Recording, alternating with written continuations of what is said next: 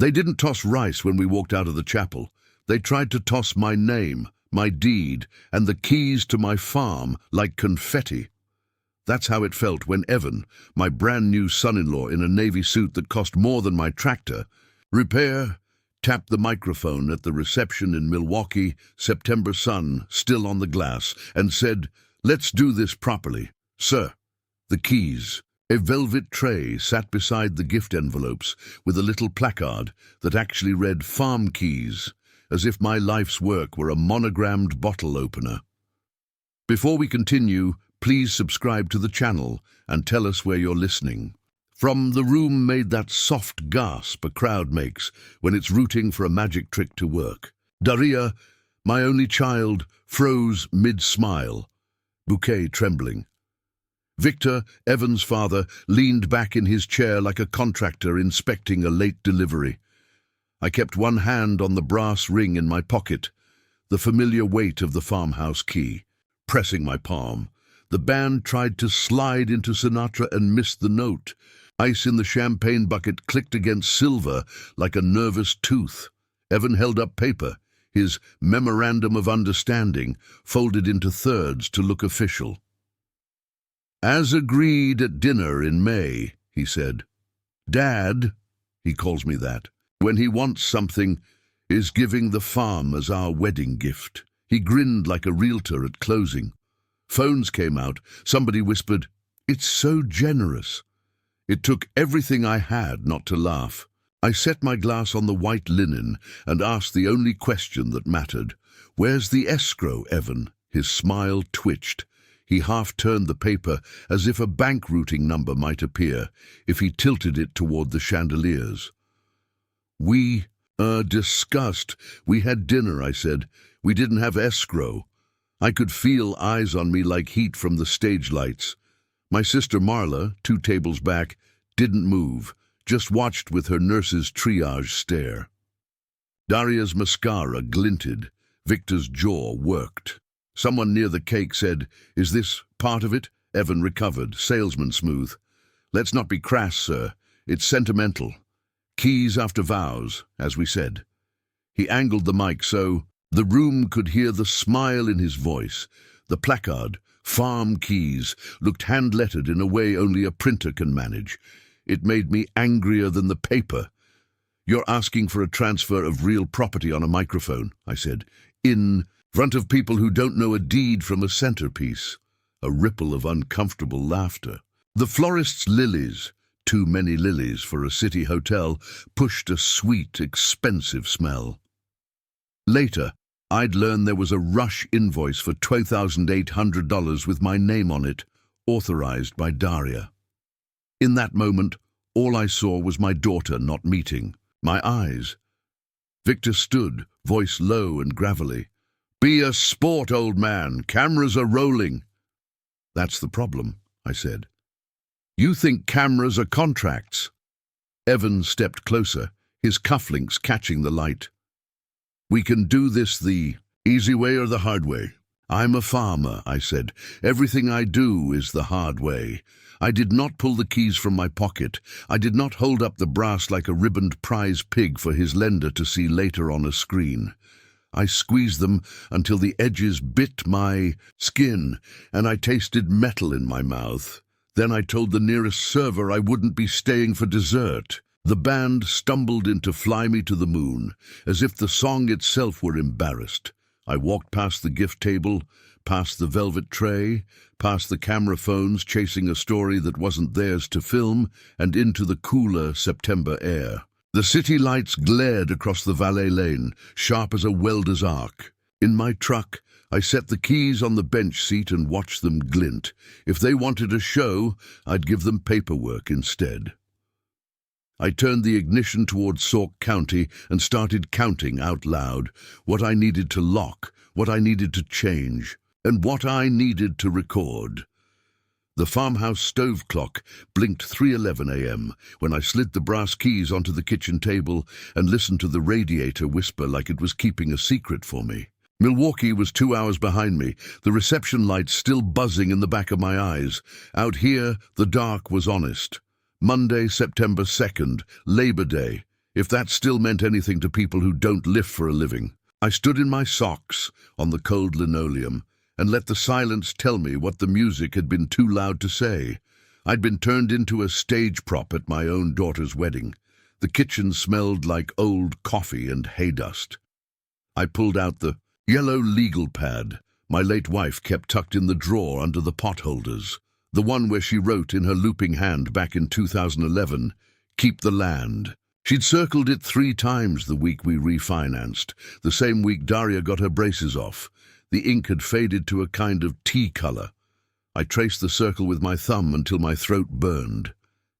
In the junk drawer under the legal pad lay a glossy letter I'd buried under feed coupons and a broken tape measure. Ketter Ridge Development, offering $699,142 for immediate close. Their numbers printed bold, like a dare. A different kind of velvet tray. I'd tucked it away months ago, telling myself a man could look at a number without making it his god. In the blue light of the stove clock, the 6s and 9s looked like they were winking. I took the letter to the table, laid it next to the keys, and lined the edge with the legal pad like I was placing 3 cards. What they wanted, what I had, what I'd promised. The radiator clicked. A coyote stitched a thin yip across the north field. I felt something inside me open, the way a hydraulic line pops when a tractor's been pushed too hard. It wasn't anger yet. It was the empty that comes before it.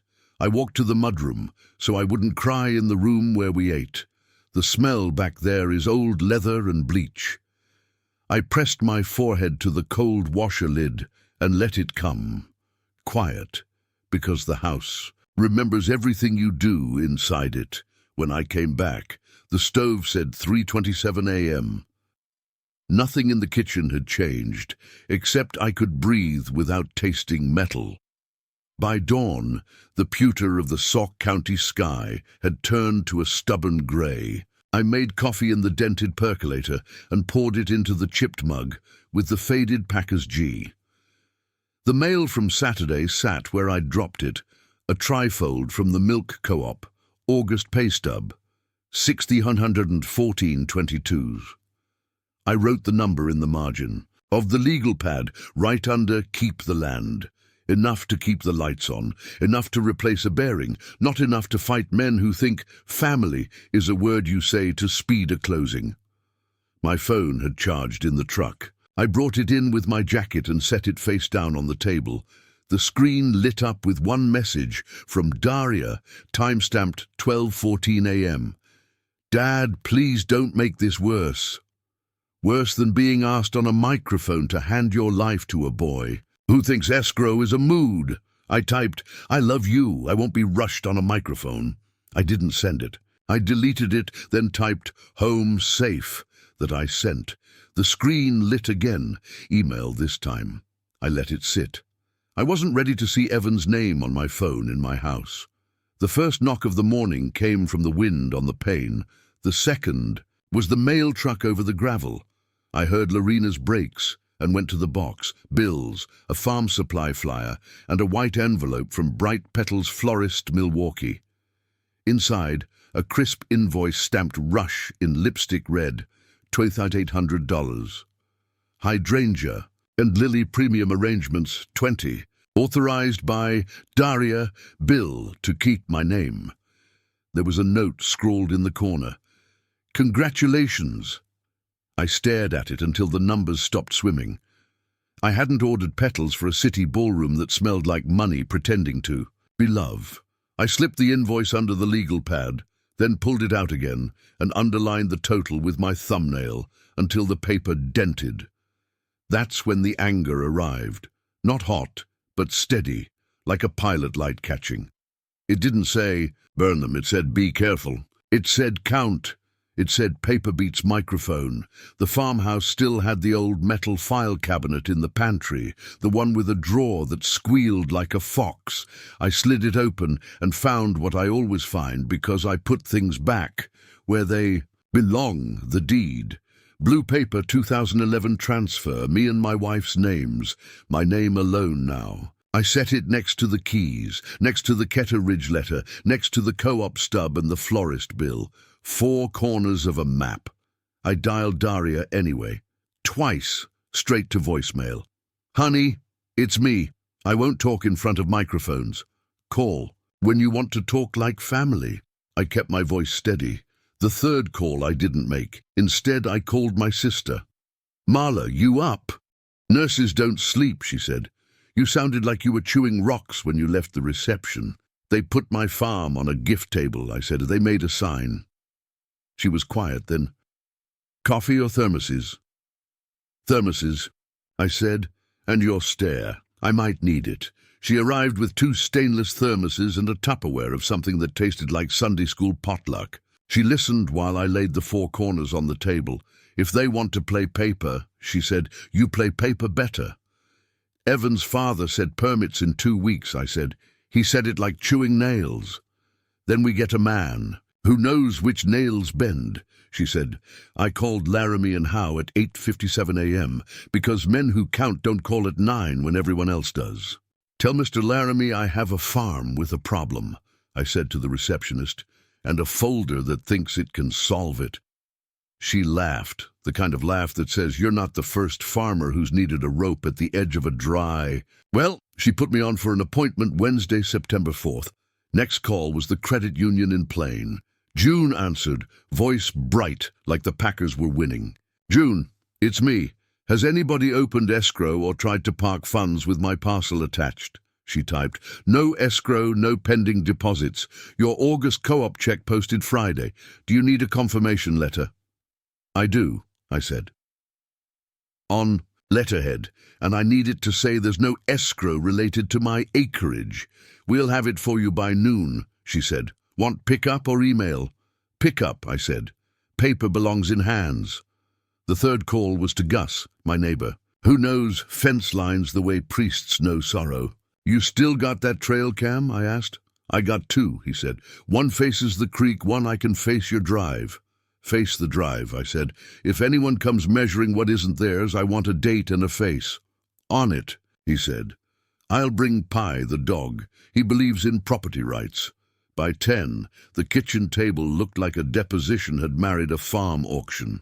I took photos of each document with my old iPhone, close-ups that caught dates, totals, the stamp on the deed, the bank routing. Not for the internet. For me. For memory that can't be argued with because it doesn't forget. The phone, finally, chirped. A text from Daria. I'm at brunch. Can we talk later? Please don't escalate. I stared at the sentence like it was written in a language that only looks like English. Don't escalate. As if men carrying yardsticks to my fence line weren't stairs themselves, I typed, I won't do microphones. Deleted it. Typed, I love you. I'm handling it. Sent that. She didn't write back. I pulled out the key ring and laid the brass in a line, house, barn, north shed padlock. I wrote each one on an index card and slid the card into a little plastic tag sleeve I'd picked up at the feed store in July, thinking I was just organizing. The organization felt like prayer. Under north shed, I wrote, spare with Gus. Under house, I wrote, change sept 10. I underlined it once. The sound of the pen on cardboard felt like a valve closing. At noon, I drove to the credit union. June printed me a balance confirmation, no escrow, 0 pending deposits, and stamped it with that satisfying, old-fashioned thunk, the kind of sound that means a thing is now more itself. I put the letter in a manila folder and wrote on the tab, bank, no escrow. On the way home, I stopped by the mailbox, and there, because the world has a sense of humor, sat a wedding thank you note already, postmarked Friday. Thank you for celebrating our start, it read in flourished ink. There was a printed photo tucked inside, me in the background at the reception, my hand in my pocket. If you squinted, it looked like I was reaching for a gift. Back at the kitchen table, I added the photo to the folder and clicked my pen. The radiator sighed. The house felt like it had put a hand on my shoulder. Grief is heavy, but it teaches you to lift right. I drew a small box on the legal pad and wrote inside it, Plan. Underneath, 3 lines, Laramie. Title search, letters, Liss pendants ready, sept 4 locks, change house, barn, tag keys, bag old hardware. Set 10 watch, trail cam, sheriff non-emergency, document every visit. I capped the pen and slid the keys back into my pocket because that's where they live. When you keep something safe long enough, your body learns the exact weight. The weight. In my pocket said, "You're not done." The legal pad said, "Start early." By supper, the sky over the west field had turned that stubborn September pewter again. I ate standing at the sink, then set out a plain envelope and wrote on it with a Sharpie, "If I'm in the hospital." Inside, I placed copies, deed, co-op stub, bank letter, florist invoice, the Ketter Ridge offer, and the photo from the thank you. I sealed it and wrote Marla's name on the front. A man doesn't plan for trouble. He admits it exists and puts its leash in a drawer. When the porch light clicked on, I stepped outside and breathed the smell of cut hay, diesel, and early fall. Somewhere far off, a pickup door slammed. I didn't flinch. Tomorrow, I'd walk into Laramie's office with my map of 4 corners. Tomorrow, I'd start trading microphones for filings. Tonight, I counted locks twice and left the keys on the nightstand. The metal was warm against the wood. The house settled. The day had finally told the truth about itself. I turned out the light and told the dark what I'd tell anyone who asked. I'm not giving them a show. I'm giving them paper.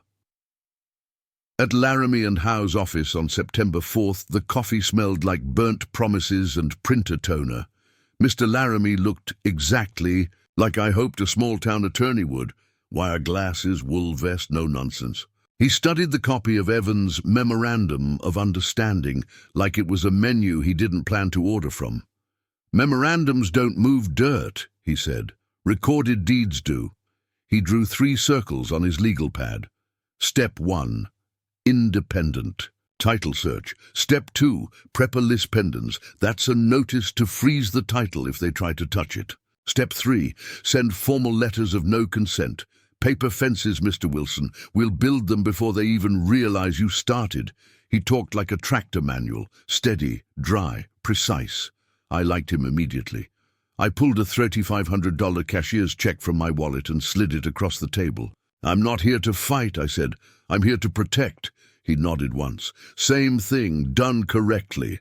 We reviewed what I already had, the 2011 deed still in my name.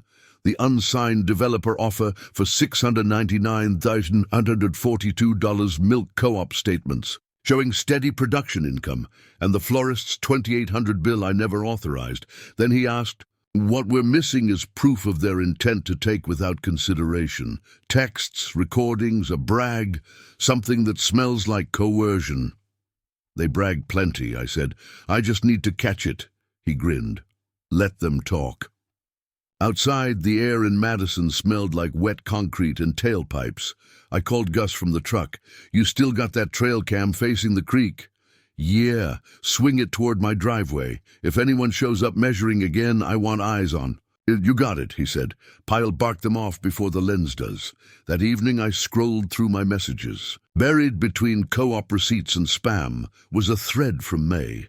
Evan writing, "After vows, keys are symbolic, right? Daria said you agreed." I remembered replying, "Symbolic doesn't mean legal." I took a screenshot and sent it to Laramie. With the note, Exhibit A, microphone rehearsal. The next morning, September 5th, I got a call from Victor. He said he wanted to clear the air and suggested lunch halfway. Madison Diner, Friday. I told him I'd come. Then I opened the voice memo app on my phone and renamed a blank file Feed Inventory. Friday, September 6th, the diner was packed with men in orange vests and farmers in hats that said things like "soil is life." Victor sat at a booth in the back, silver watch flashing under the fluorescent light. He didn't waste time. "We're trying to streamline the process. I've got guys at the county who can fast-track the permit. 2 weeks tops. You'll hardly notice a thing. Maybe shift your fence for access." "Permits," I said, stirring my coffee. For the subdivision, Ketter Ridge doesn't wait around. I let him talk. He bragged about a solid first quarter, quick approvals, no red tape when you've got the right hands shaking. Every sentence was a nail in his own coffin. The voice memo ticked quietly from inside my jacket pocket. When the waitress set down pie, he said, "You're doing the right thing for the kids. They'll be set." I looked him dead in the eye. Set to inherit dirt or debt? He blinked. "You always were sentimental." "Sentimental's what keeps graves marked," I said. He paid for the pie, called me partner, and left a business card on the table, one with the Ketter Ridge logo embossed in silver. I slipped it into my folder beside the florist invoice. That night, my phone buzzed with a new voicemail, unknown number. "Evan," the voice said, rushed. "We still need the owner's signature. The lender won't release until it's recorded. Call me before Friday." Then a click, no goodbye. Saved it, named it missing signature, and forwarded the audio to Laramie. He replied 10 minutes later, "That's coercion in stereo. Keep it safe." Saturday morning, September 7th, I texted Daria, "I love you. I'm protecting what Mum asked me to." 3 dots appeared, blinked, disappeared, then nothing, so I turned back to the work I could control. I made photocopies of every document I had, deed, letters, invoices, and slipped them into a binder marked Farm Evidence. I logged each page on a sheet taped to the inside cover, date, description, and where the original was stored. It looked clinical, but that's how you fight people who weaponize charm. You out-organize them. Sunday, September 8th, the sky over Sauk County was the color of skim milk. Gus stopped by with fresh batteries for the trail cam. "Got your driveway covered," he said, showing me a test image, my mailbox, clean and scented. "Pies in half the shots, though." "Good," I said. "He'll keep 'em honest." When he left, I replayed Victor's diner recording. His voice was smug, but the part that mattered came halfway through when he said, "Once the vows are done, he'll hand over the keys. He knows what's good for him." I paused it right there. He knows what's good for him. That was the tone you use when you're not talking to family, you're talking to property. I transferred the audio to a flash drive and labeled it with masking tape. V96, fence move. Then I wrote the date in the ledger taped to the cabinet. By dusk, I had my plan lined up like rows of seed. Legal, letters drafted, title search underway, Ellis pendants in queue, locks, change scheduled for September 10th. Proof, voice memo complete, voicemail archived, screenshots saved. I sat at the table, dinner untouched, and looked at the 4 items spread out before me. The deed, the Ketter Ridge offer, the florist invoice, and the co-op stub. Every piece of paper was a story in its own language. Together, they spelled one word: boundary. Before bed, I drove the half-mile down to the north shed. The padlock gleamed under the floodlight. I touched it once, cold, steady, and whispered, "Not yet." Then I went inside, poured 1 shot of rye, and raised it to my wife's picture on the mantel. "They think this land's dirt," I said quietly. "They'll learn it's stone." When the radiator hissed awake again, it sounded almost like applause. September 10th, a Tuesday. The sky over Sauk County hung low and clean, the kind of gray that makes everything look freshly scrubbed. I stood on my porch as the locksmith's van turned up the gravel drive, the tires humming like distant bees. The man's name was Rick. He had forearms like fence posts and hands that treated brass like scripture. "You replacing or rekeying?" he asked, pulling a heavy case from the van.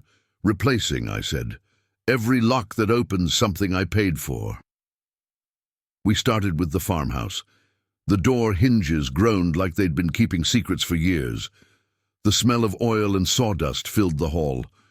Each deadbolt clicked home with a satisfying, deliberate sound, like punctuation on a sentence that had waited too long to be written.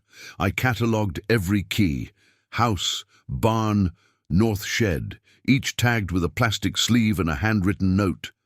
"Gus, stood nearby with his camera, documenting every swap, each old lock laid out on the porch rail in a neat row. I slid them into a plastic bag, dated and sealed. "Chain of custody," Gus joked. "Exactly," I said. When Rick finished, I handed him cash and asked him to sign a receipt. "For my records," I said. He nodded, wiped his hands on his jeans, and left without small talk, the kind of man who knows when something's bigger than locks. By noon, the house felt different. The air seemed clearer, ownership restored by the sound of tumblers aligning. I made lunch, just eggs and coffee, but it tasted like authority. That afternoon, I drove into town and mailed 3 certified letters. Each was printed on heavy paper and sealed with blue ink. To Evan Porter. Subject: notice of no consent to transfer or access. Demand to cease misrepresentation. The others went to Victor and Keta Ridge Development. I handed them to the postal clerk one by one, watched each envelope get stamped, and took photos of the receipts. Paper-proof, time-stamped. At the credit union, June greeted me with her usual grin. "You're back already?" she asked. "Want to double-check something?" I said. "Any escrow tied to my parcel?" She typed, fast and firm. "Nope, 0. Deposits, 0 pending transfers. Could I get that on letterhead again?" "Of course." She printed it, slid it across the counter. The letter read, "To whom it may concern. As of September 10th, 2025, no escrow accounts, deposits or financial holds exist related to the property under client Robert Wilson, parcel ID -2147-9. I folded it twice, placed it in the folder labeled Bank, no escrow, and thanked her. "You're saving me from people who think microphones are legal tender," I said. She laughed, not quite understanding. On the drive back, I stopped at the edge of the south field.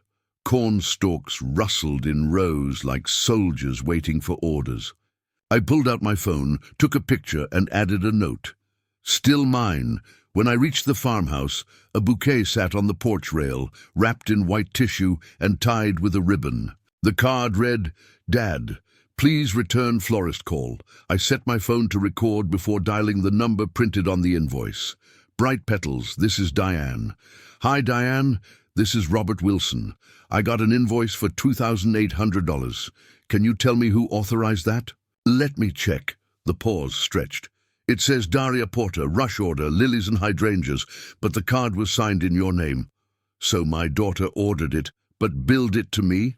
"Yes, sir." I thanked her, ended the call, and labeled the recording Florist Verification, 910. I sent it to Laramie with the note, "Pattern of assumption confirmed." His reply came minutes later. "Perfect. Keep receipts intact. We're nearly there." As the sun slid down, I gathered everything: deed, letters, invoices, photos, voice memos, and laid them on the kitchen table in rows. Each paper carried weight. A signature here, a time-stamp there. Proof that every accusation they'd make could be turned back by the facts they'd left behind. At 6:30, Marla stopped by with chili and the kind of look that cuts through pride. "You look like you're waiting for court," she said. "I'm waiting for sense to return to my daughter," I answered. "Then you'll be waiting longer than court takes." She sat, looked at the stack of papers. "What's this one?" "Envelope." "For you," I said, sliding it over, written across the front, "If I'm in the hospital." She raised an eyebrow. "Dramatic." "Documentary," I corrected. "Everything in there tells the truth if I can't." She nodded. "Good. People like them always assume you'll run out of breath before they run out of lies." We ate quietly. Outside, crickets started their night work. When she left, I walked her to the truck and watched the taillights disappear. Then I turned back to the porch, where the new lock shone under the bulb. Inside, I poured myself a beer and took a photo of the keys next. To my coffee mug, I emailed it to myself with the subject line, "Current ownership, verified 910. That night, I slept light, but steady. Every creak of the floorboards felt like the house exhaling relief. At 2 a.m., a truck rumbled past on the county road. Then, slowed near my gate. The trail cam caught it, headlights sweeping across the mailbox, then gone. I checked the timestamp, 2:17, proof, if proof were ever needed, that someone was still circling. Before dawn, I went outside barefoot, felt the chill of dew on the wood porch and turned the deadbolt once, slow and sure. That click, that small, solid click, was the sound of revenge beginning. By morning, everything that opened closed only for me. The locks had changed, but so had I. September 12th, Thursday morning. The coffee percolator hissed like a warning sign. When I opened my inbox, the subject line that glared back at me might as well have been written in all caps. Final reminder. Transfer of keys. Evan's email. The message opened with the kind of smarmy courtesy only men who've never broken a sweat can master. Dear Robert, as discussed at dinner on May 18th, keys will be transferred upon marriage, per our mutual understanding. Please, finalize this to avoid legal delay or reputational confusion. Regards, Evan Porter. There was an attachment, his memorandum typed on his realty letterhead, complete with a blank signature line, waiting for me to bless his fantasy. He CC'd Daria and his father, Victor. My hand tightened around the mug until the ceramic creaked. Reputational confusion, I muttered, reading the line again. That's what he called stealing a man's land in public. I forwarded the email to Laramie. Within an hour he replied, short and surgical response attached. Keep it factual. No emotion. His draft was 4 sentences of pure scalpel. Provide executed consideration and escrow routing details for the alleged transfer. Absent proof of payment, your assertion constitutes misrepresentation. Cease and desist pending counsel review. We sent it at 11:14 a.m. sharp. By dusk, silence. That kind of silence isn't peace, it's planning. The next afternoon, September 13th, Gus called from his porch. Bob, you might want to see this. 2 men were standing at my east fence line, one in a neon surveyor's vest, the other tall and broad-shouldered. Victor. They were holding yardsticks, pointing toward the north shed. I walked out slow, hands in my jacket pockets. You boys lost? Victor smiled, all gums and arrogance, just checking the boundary for Evan's site prep. Site prep for what? For progress, he said. You wouldn't understand. I understand trespass, I said, and I understand cameras. He glanced toward the trail cam mounted on the pole. Gus had positioned it perfectly, catching both their faces. You really think a county clerk will stop this? Victor asked. I don't need to stop it, I said. I just need to record it. He laughed. Keep playing lawyer, old man. We'll have the permits before you finish your coffee. I smiled back. I drink slow. He left, his boots kicking. Gravel-like punctuation marks. That night, I filed a brief incident report with the sheriff's non-emergency line. Trespass warning. Possible survey attempt without authorization. I didn't want drama. I wanted paper. The dispatcher's voice was calm. We'll send a cruiser to do a courtesy drive-by, she said. Around 10:15, headlights rolled past, slow blue lights flashing just once. I stood at the window, watching them reflect off my gate. The message was clear. They knew I wasn't bluffing. On Sunday, September 15th, I checked my co-op account online. My August milk check had cleared, 6,014 TALS 22s, steady as always. I moved $2,000 straight to the legal fund. Laramie earned every cent of it. Around noon, my phone buzzed. Daria, finally. Dad, why are you doing this? Because he is, I typed back. Because you married someone who thinks microphones are contracts. He's trying to build a future for us. Then he should build it with his own land. No response for 5 minutes. Then just one emoji. A broken heart. I stared at it until the phone dimmed. You'd think heartbreak would still sting. After all these years. But it didn't. It just settled in, like an old ache before rain. 2 days later, September 17th, I found a business card tucked under my windshield wiper at the feed store. Ketter Ridge Development. The back read, "When you're ready to move forward." I took a photo with that morning's Sauk County Times front page in the frame. Proof of date. I filed the card under Evidence Unsolicited. That evening, I walked the fence line again. Crickets sang, the barn light hummed. Light. Somewhere in the dark, a truck idled, then turned away. My trail cam blinked red. Inside, I poured a bourbon and called Laramie. "They're circling again." He sighed through the line. "Time to stop them from landing. We'll file the LS. Pendants tomorrow. You've got enough now. Email, trespass photos, voicemail, florist call, bank slip. It's airtight." "Will it hold?" I asked. "It'll hold like winter frost," he said.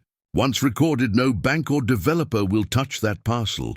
I stared at the folder spread across my table, every page marked, every corner labeled.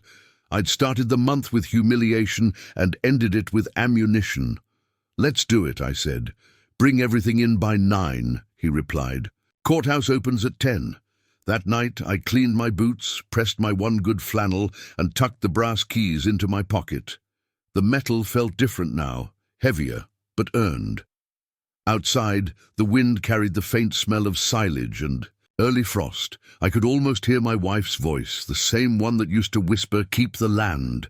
"I am," I said to the dark. Tomorrow wasn't a confrontation anymore. It was a filing, and for men like Evan and Victor, paperwork is the one thing they can't charm their way past. The war had started with microphones and applause. It was going to end with a stamp and a clerk's hand. September 19th, Friday morning.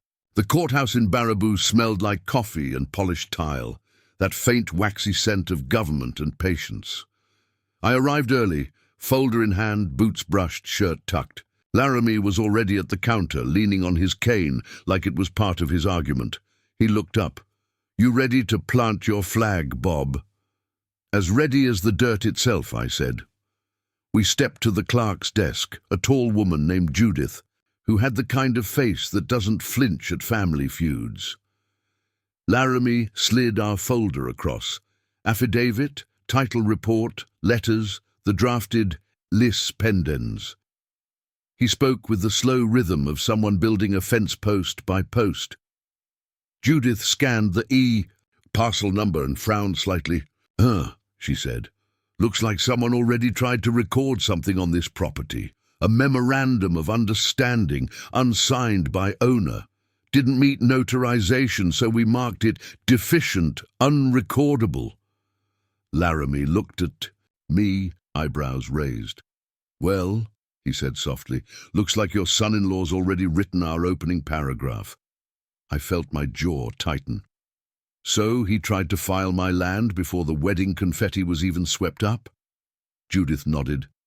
"Timestamp says September 3rd, 2 days after. Let's put the real document on top of his fantasy," Laramie said. He handed her the lease pendants. It was only a page and a half long, plain text. No drama. Just a statement that ownership was disputed, and no sale, lien, or transfer could proceed pending resolution. A legal scarecrow. Banks see one and fly the other way. Judith stamped it. Clerk. Filed 09-1925, 10:22 a.m., and slid the receipt across. I swear that sound of the rubber stamp hitting paper was the cleanest sound I'd heard since the wedding band's Broken Sinatra. On the courthouse steps, Laramie squinted into the light. "They'll know by Monday. Title offices sink every 48 hours. By Tuesday, the whole state'll see that parcel as radioactive." "That's what we wanted," I said. He grinned. "Revenge by public record." We stopped for lunch at a diner near the river. I ordered meatloaf. He had soup. Halfway through, my phone buzzed. "Unknown number," I answered. "Robert Wilson?" "Who's asking?" "Victor Porter. Listen, friend, we've had a misunderstanding." "Not your friend," I said. "Fine, a misunderstanding. This memo thing got ahead of itself.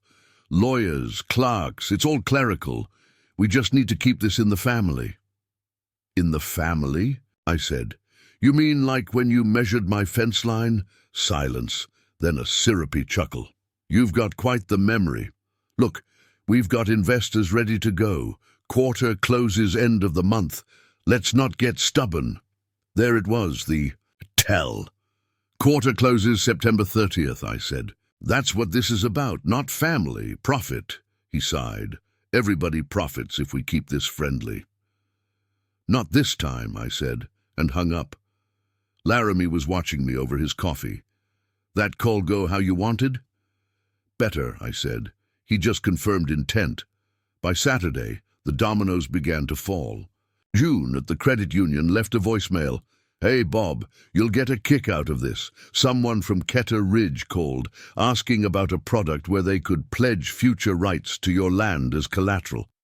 I told them no such thing. Exists. Figured you'd want to know. I played it twice, smiling, saved it under the name Fantasy Loan. That evening, I sat at the kitchen table with my usual lineup: deed, florist invoice, co-op stubs, bank slip, now joined by the fresh clerk's receipt. Outside, the sun dropped behind the barn, light spilling through the window like honey. I pulled out a new document from the folder. Gus's photo of Evan at the reception holding the velvet tray marked farm keys. You could see the word keys sharp as a verdict. My empty hand blurred behind him, proof in pixels that I had not handed them over. Next to it, Gus had another photo, Evan showing his phone to a caterer, a screenshot of a transaction. Laramie had traced it to the catering invoice, $14,680, paid by Evan, likely from a developer's advance. That's where his money went, Laramie had said earlier, to flowers and cake, not escrow. I looked at the photo until it stopped being funny. Then I wrote a note for court. They bought a wedding with money meant for my land. That was the story in one line. Later that night, as rain began to tap against the window, my phone rang again. Victor. This time, I let it go to voicemail. Bob, think about Daria, huh? You don't want her embarrassed in front of everyone. These filings, they're public. Newspapers pull these. Don't drag her name through mud she didn't earn. He thought guilt might work where greed had failed. I saved the voicemail, too. Before. But I sent everything, photos, voicemail, receipts, to Laramie with a short note. Evidence package complete. Prep for hearing.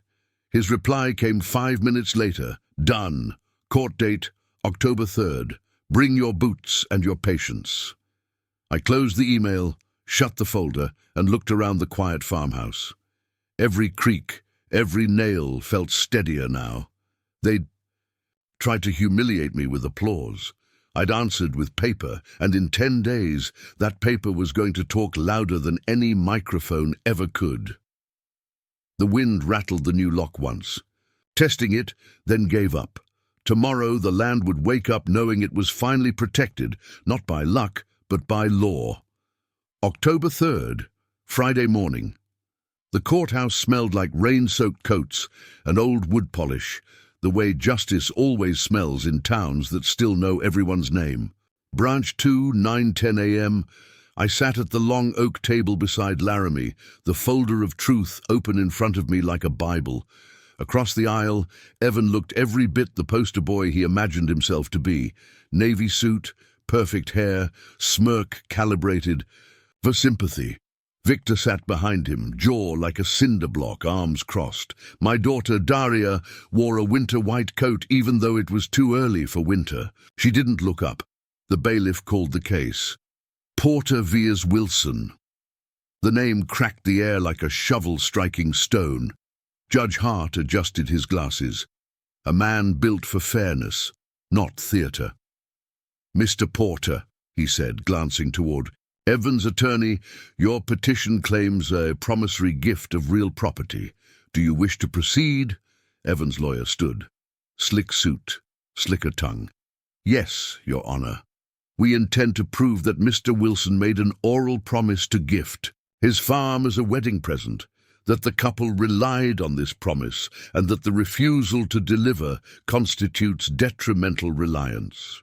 He clicked a tablet awake, the kind with a glare like a threat. With the court's permission, a brief video exhibit.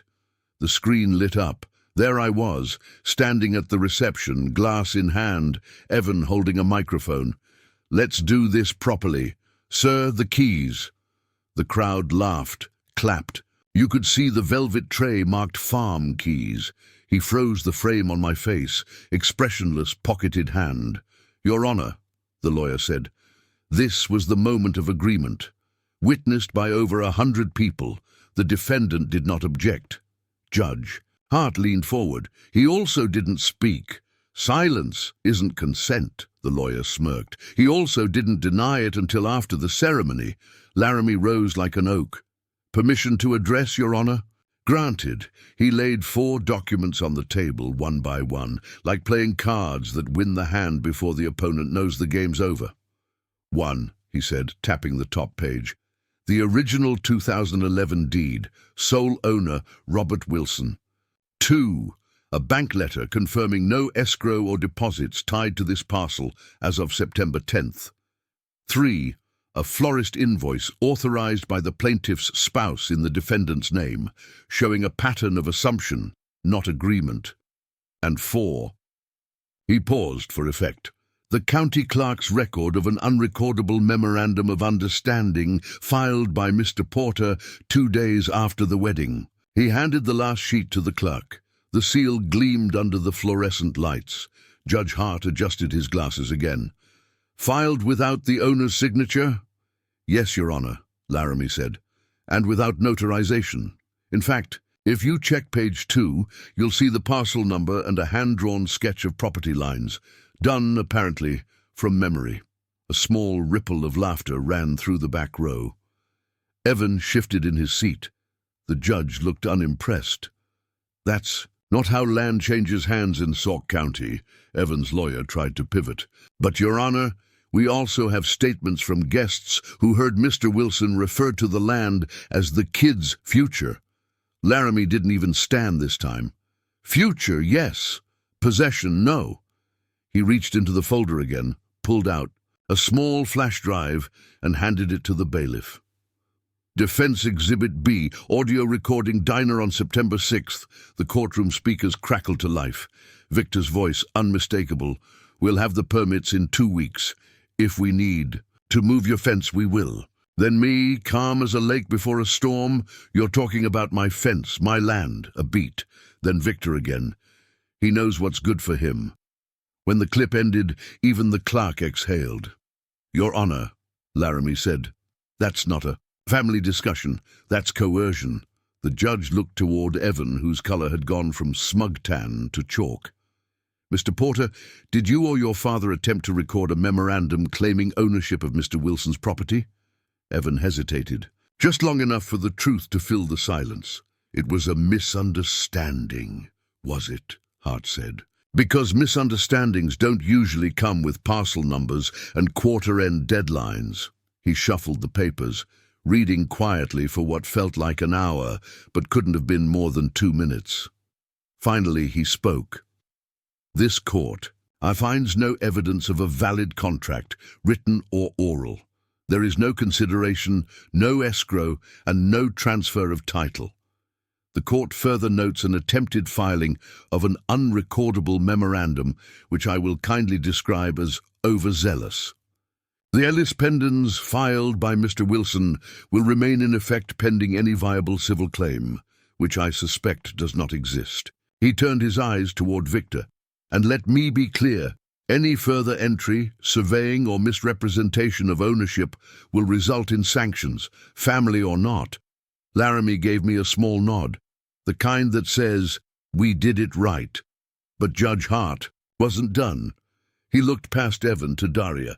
"Mrs. Porter, I know this isn't where you wanted to spend your Friday morning, but let me give you something your husband may have forgotten. Family doesn't get to take what family never gave." Daria's chin trembled, just slightly. "Case dismissed," he said, gavel striking once. The sound echoed down the panelled hall like a shot that ends a long hunt. Outside, the rain had stopped. The air smelled like wet leaves and relief. As we stepped onto the courthouse steps, 2 local reporters stood waiting, notebooks ready. I shot Laramie a look. "Small towns," he said. Nothing stays secret after a filing. Evan walked by, jaw tight. "You ruined our quarter," he hissed. I slipped my hands in my pockets, the brass keys warm against my palm. "No, son," I said. "I saved my life." Victor followed, muttering about lawyers and loopholes. Daria trailed behind, eyes red, bouquet of wet tissues in her hand. She didn't speak, but she paused just long enough for her fingers to brush my sleeve. A single whisper. "I'm sorry." "Me too," I said and meant it. By the time I reached my truck, the courthouse steps were already slick again with drizzle. Laramie clapped my shoulder. "The law doesn't give applause," he said, "but it gives you paper. Paper lasts longer." We climbed into our separate vehicles.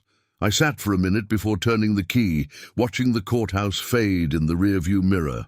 It looked small from a distance, but that little building had just turned humiliation into history.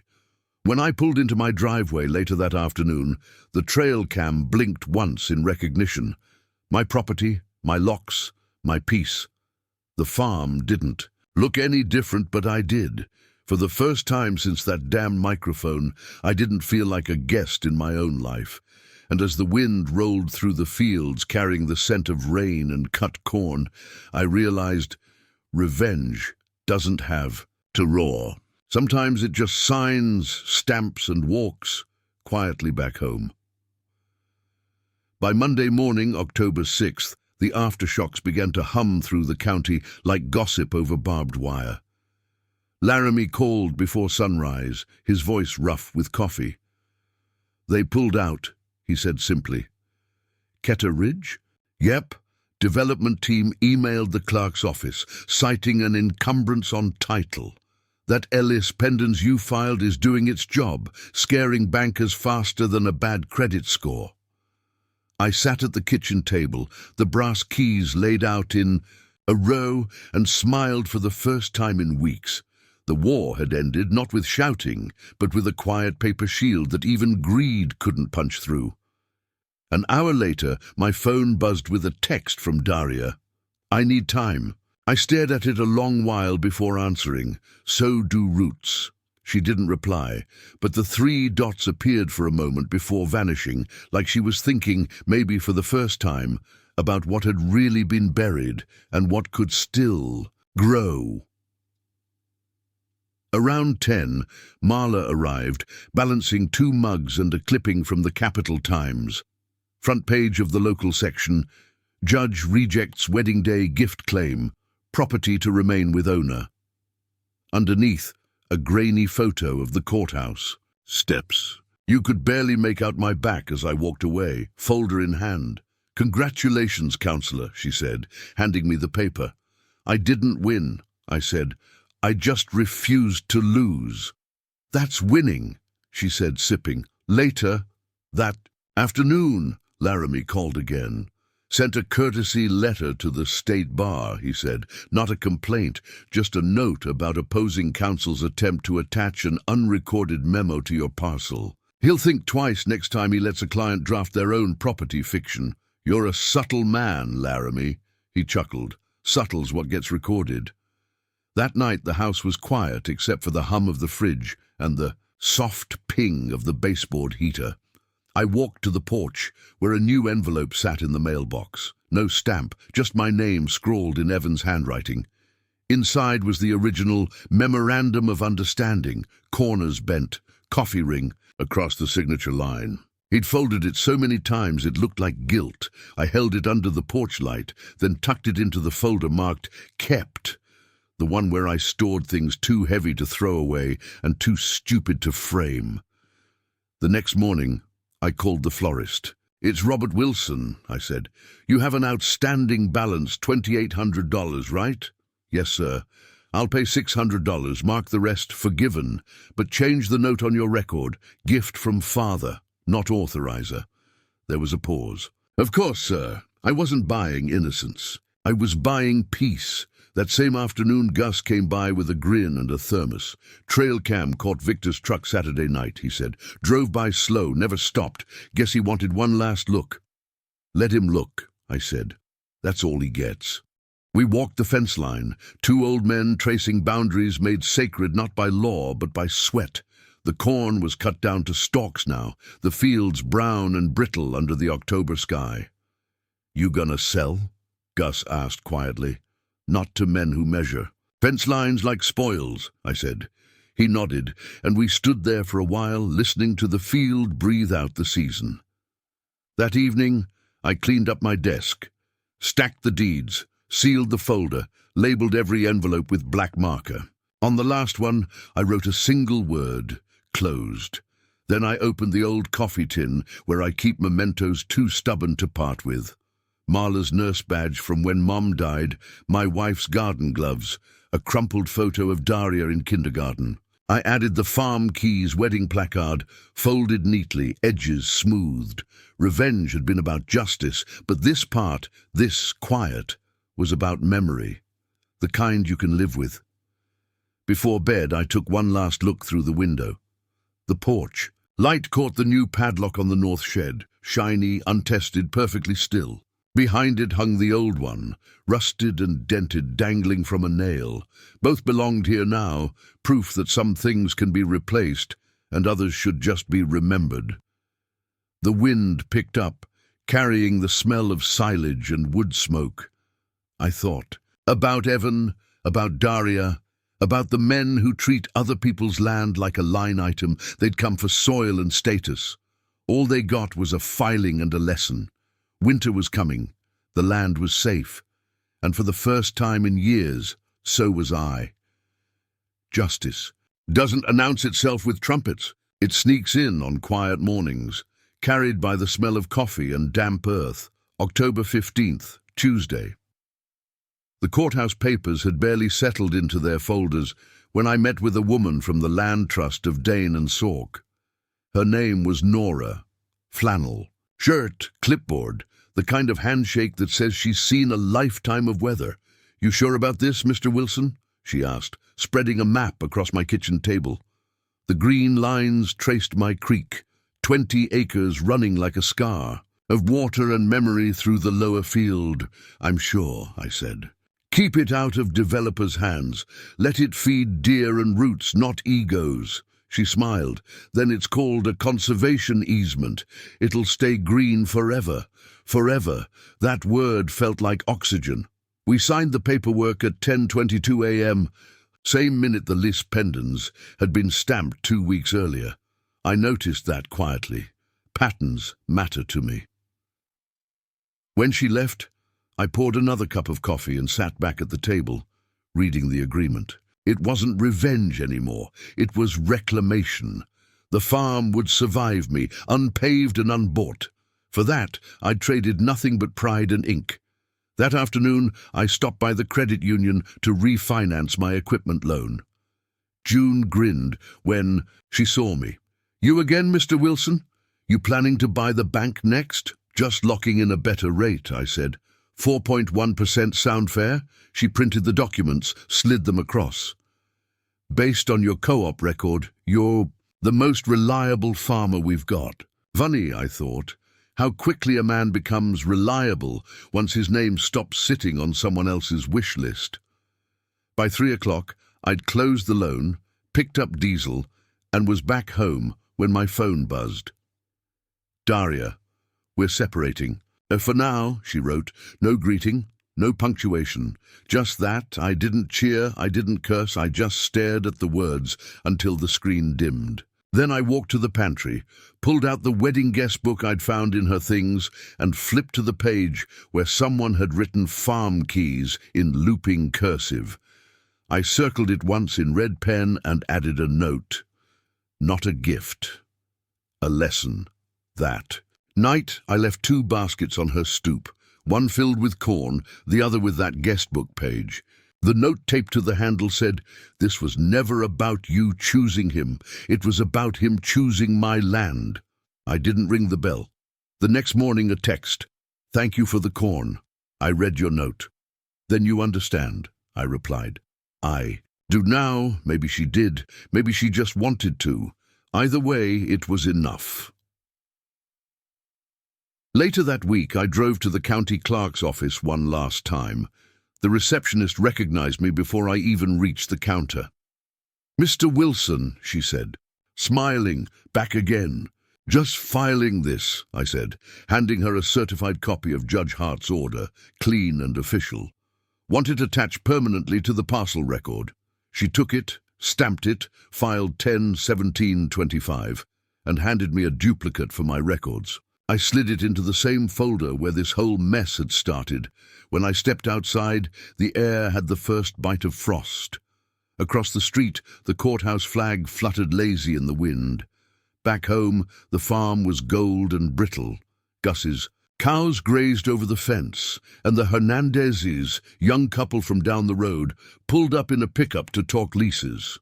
They wanted the south field for rotational grazing. Offered fair rent, handshake terms, no drama. I said yes. Laramie drew up a one-page agreement that felt more honest than any wedding vow I'd seen that year. By sunset, the paperwork was signed. The farm was earning again. The land was free. The people who tried to own me were learning to live without me. I sat on the porch, wrapped in my jacket, watching dusk crawl over the fields. For once, justice didn't feel like thunder. It felt like the low hum of the milker, the shuffle of roots doing their quiet work underground. When the first star showed itself over the barn roof, I whispered, "You can rest now." And for the first time in months, I believed it. Late October. The mornings came slow, wrapped in fog that clung to the fence posts like memory. The fields were brown now, cornstalks snapped down to brittle ribs. The world had moved on from microphones and lawsuits, but my land, my quiet corner of Wisconsin, was finally breathing right again. One cold Thursday, I stopped at the Quick Trip in Baraboo for gas and a cup of coffee. There, by the community bulletin board, stood Victor Porter. No cigar this time, no booming voice, just a man in a heavy coat staring at the legal notices tacked under glass. He didn't see me at first. His eyes were locked on a clipping from the Capital Times, the one about the court ruling. When he finally turned, our gazes met. He gave me the smallest nod. Not apology, not defiance, just recognition. A quiet surrender. I nodded back, and that was the end of it. Outside, the wind carried the smell of diesel and fallen leaves. I sipped my coffee and thought about how some battles don't end with winners or losers, just the truth standing alone after the shouting stops. By the time I got home, the sun had burned off the fog. The porch was littered with leaves, the color of tarnished coins. I swept them aside and hung something new by the door, the original brass key to the farmhouse looped on a nail. It caught the light just right, gleaming like a medal. Marla stopped by that afternoon with pie. She saw the key and laughed. "Your Purple Heart?" she said. "Something like that," I told her. A reminder that some things you don't surrender. Twice we ate on the porch, steam rising from our mugs. The air smelled of wood smoke and frost. Out by the north shed, Gus's trail cam flashed once, motion detected. Later, when I checked the footage, it wasn't trespassers or trucks. Just deer nosing around where the survey flags used to flutter. I'd taken those flags down weeks ago, stuffed them in a coffee tin marked "The Attempt." Every so often I open it just to remind myself what greed looks like when it runs out of road. That evening, the local news ran a small segment about family land disputes and rural title rights. They didn't name us, but I recognized my own shadow in the footage. Old farmers closing gates, turning locks, saying nothing. I changed the channel. A few days later, I got a message from Daria. "Dad, can I come by Sunday? I've been helping at the Baraboo food pantry." I stared at the message for a while, then typed back, "Bring warm boots." Sunday came cold and blue. Frost rimmed the porch railings. Daria's little sedan crunched up the gravel, slower than I remembered her. Driving, she stepped out in a knitted hat, looking smaller, softer. "Hi, Dad." "Hi, kiddo." We walked the fence line together, the same one Victor and his surveyor had measured weeks before. The earth was firm beneath the frost. She kept her hands in her pockets, voice low. "I didn't know about the memo he filed. I swear I didn't. I believe you," I said. "I thought I had to pick a side." "You did," I said, looking at her, "just not his." Her eyes filled, but she didn't cry. She just nodded, slow, as if trying to make peace with time. At the gate she paused. "It's beautiful out here," she whispered. "I forgot how it smells in the fall." "Smells like truth," I said. We stood there a while longer before I said, "You're welcome here any time. Just don't bring paperwork." She laughed, a real one this time, and I felt the weight of the season lift a little. That night, after she left, I sat at the kitchen table, the brass key glinting in the lamp's glow. Outside, frost laced the window pane like lacework, and, somewhere out in the field, a lone owl called once before the silence folded back in. I realized something then. Revenge isn't fire, it's rebuilding the quiet after the burn. I finished my coffee, turned off the lamp, and whispered into the stillness, "You keep what you defend." The radiator hissed in answer, steady and content. A week later, with the frost setting in for good, I decided it was time to tell my story, not to newspapers, not to courts, but to the camera on my kitchen counter. I set my phone on top of the flour canister, angled it toward the table, and pressed record. The red dot blinked, waiting. "I guess this is for whoever thinks a microphone can take what a deed won't give," I began. My voice sounded older. Then I felt gravelly but certain. The farmhouse light caught the brass keys laid out beside me, the same ones Evan had demanded on a velvet tray. "They wanted a show," I said, "so I gave them the paperwork version, quieter, meaner, and permanent." I turned the camera slightly, letting it catch the corner of the deed, the judge's stamped order, the florist bill, and the bank. Slip marked 0 escrow. "They tried to spend a wedding video the way some men spend other people's pensions," I said. "All flash, no footing." I paused and looked around the kitchen, the chipped mug, the humming fridge, the faint rattle of wind in the vent. These were the sounds of real ownership, the kind that doesn't need witnesses. "You can't record a promise onto land," I said softly. "You can only earn it." The camera light blinked once as I stood and reached for the folder labeled Roots. Inside, I slipped a flash drive, the diner recording, the court order, the filings, the whole mess distilled into data. I sealed it with a strip of masking tape and wrote, "If she ever wants to understand." Then I looked straight into the lens. "Daria, if you're watching this someday, know this. You didn't lose me. You gave me away, and I found my way back." I let the silence breathe for a few seconds before ending the recording. No fade out, no music, just truth. The next morning, October 27th, I drove to the credit union with that same folder. June was at her desk, glasses perched on her nose. "Morning, Mr. Wilson," she said, smiling. "Morning. I need to open a custodial CD," I said. $5,000 under my daughter's name." She tapped at her keyboard. "Purpose of the account?" "For school," I said, then added, "not for men." June looked up, half amused, half confused. "Good answer." When she handed me the receipt, I folded it once and wrote across the bottom, "For a future that doesn't need permission." Driving home, I passed the old reception hall. The parking lot was full again. A new wedding, laughter spilling into the cold. From the road I could see the glow of string lights, couples, in tuxedos and heels spinning inside. The same song the band fumbled at Daria's wedding. Sinatra, this time on key. I slowed, but didn't stop. "Good luck to you," I murmured. "May your vows come with fine print." The road curved, taking me back toward the farm. The last of the leaves fell like burnt confetti over the hood of the truck. When I pulled into the drive, the sky had gone the color of pewter. The porch light flickered on automatically, catching the brass key hanging by the door. I went inside, set down my coat, and placed the camera on the table again. Not to film this time, just to keep it there. A silent witness to peace.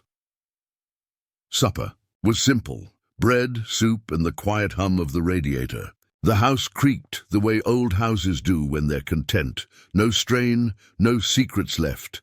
I picked up the brass keys, turned them in my hand until they warmed, and said it aloud, for no one but me to hear. You didn't lose my land. You lost the right to ask me for it. The words felt clean, final, earned. I set the keys back on the table, beside the folder marked Roots, and sat for a moment in the hush that follows a long war. Outside, the wind moved through the corn stubble, low and steady like breathing. Winter could come now. I was ready.